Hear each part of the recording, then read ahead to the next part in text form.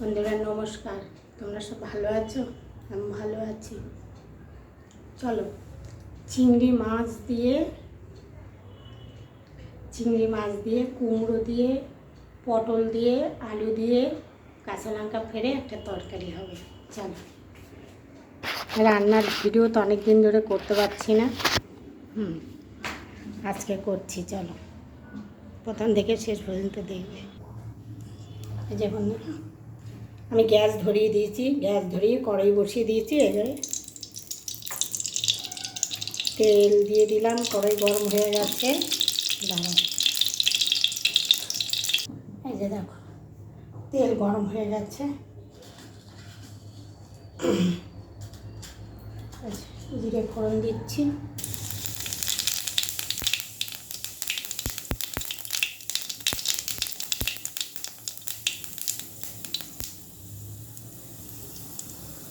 পটলটা ছোটো ছোটো করে কেটেছি। আলুটা এই যে তরকারিটা হবে, কোনো মশলা দেবো না, মশলা ছাড়াই।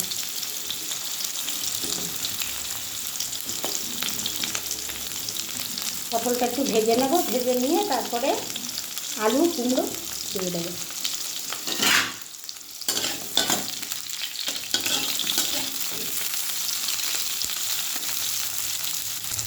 এই দেখো হালকা করে পটলটা আমি ভেজে নিলাম, মানে পটলটা একটু ভেজে না নিলে পটল দিয়ে একটা গন্ধ আসে। এবারে কুমড়ো আলু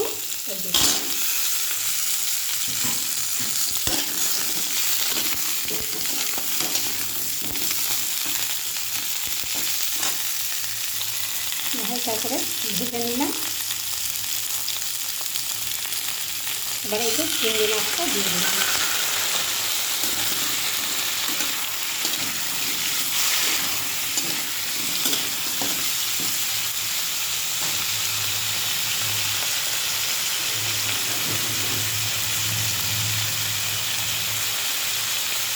যে হলুদ দিয়ে দিয়েছি।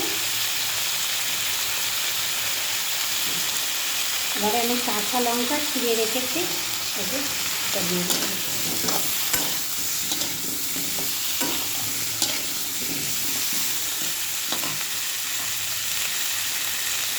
নুন আন্দাজ মতন। আর তোমরা মিষ্টি খেলে দেবে, আর কুমড়ো তো একটু মিষ্টি না দিলে হবে না। আমি কিন্তু এতে আর কোনো মশলা দেবো না, কাঁচা লঙ্কা ছিঁড়ে আর হলুদ দিয়ে ছানা হয়ে গেছে। এবার আমি জল দিয়ে দেবো। ঝোল একটা বেশি রাখবো না, একটু গায়ে গায়ে থাকবে, ব্যাস।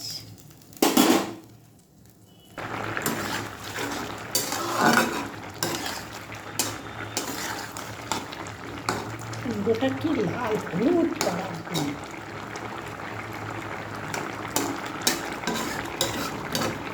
এই কুমড়ো দিয়ে যে কোনো মাছ দিয়ে রান্না করলে খেতে ভালো লাগে, বাটা মাছ দিয়ে রান্না করলেও ভালো লাগে খেতে বলতে।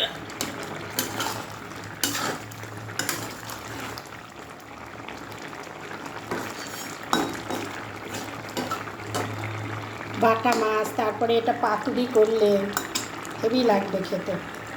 দেখো এখানে ভাত হচ্ছে আমাদের। ভাত এখন বন্ধুরা আমি গামলাতেই করি, তোমাদের একটু চালটা বেশি নেওয়া হয়েছে। চালটা না, কালকের ভাত ছিল, সেই ভাতটা দিয়েছি, ওর জন্য বেশি হয়েছে। এই যে দেখো তরকারি আমার হয়ে গেছে। আলু দিয়ে কুমড়ো দিয়ে পটল দিয়ে চিংড়ি মাছ দিয়ে।